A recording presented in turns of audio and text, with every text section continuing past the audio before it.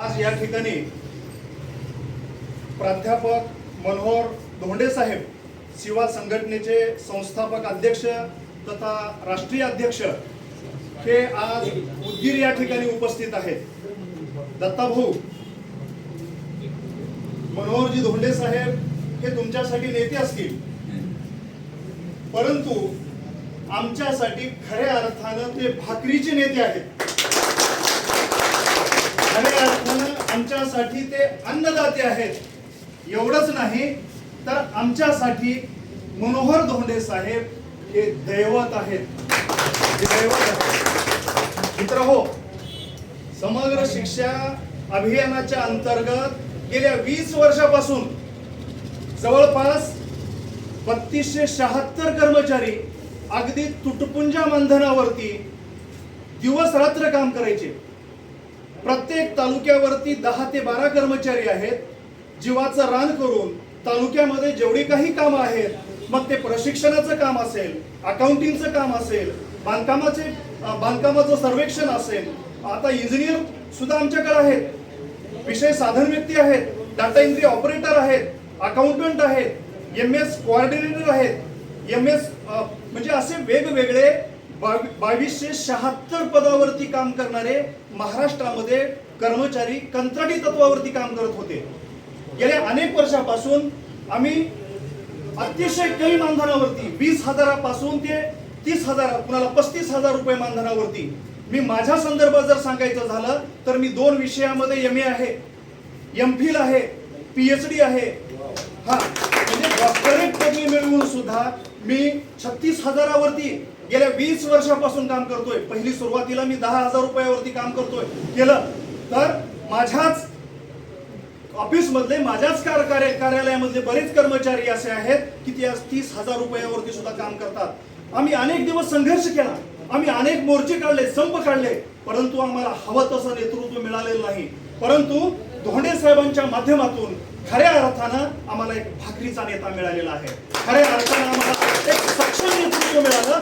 आणि गेल्या ह्या 2 तारखेला 2 जुलै रोजी आमचा खऱ्या अर्थानं मंत्रिमंडळाच्या बैठकीमध्ये निर्णय झाला.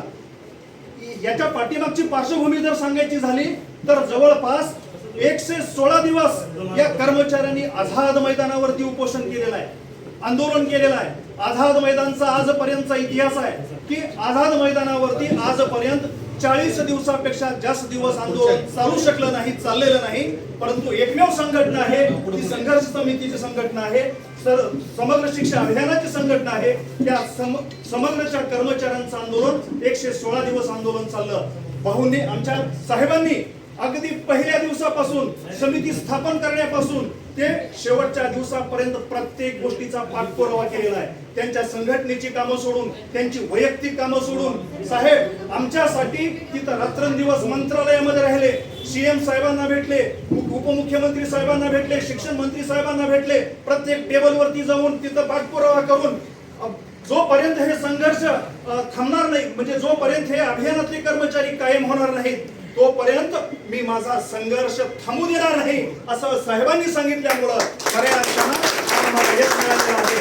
आज जवळपास 3276 कर्मचारी कुठंतरी अंधारामध्ये, कुठंतरी म्हणजे सूर्य शोधत होते, कुठंतरी आशेची किरण शोधत होते. परंतु साहेबांच्या माध्यमातून खऱ्या अर्थानं या कर्मचाऱ्यांच्या संसारातला, कुटुंबातला अंधार संपुष्टात आलेला आहे.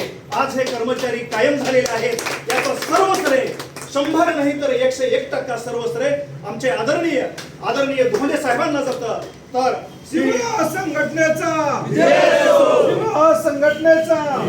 मनोहर धोंडे साहेब तुम आगे बढ़ो, हम तुम्हारे साथ हैं. मनोहर धोंडे साहेब तुम आगे बढ़ो, हम तुम्हारे साथ हैं. काल रात्री आम्हाला कळलं की आमचे साहेब इथं या ठिकाणी येणार आहेत. त्यावेळेस आम्ही ठरवलं की साहेबांची आपण भेट घेऊया.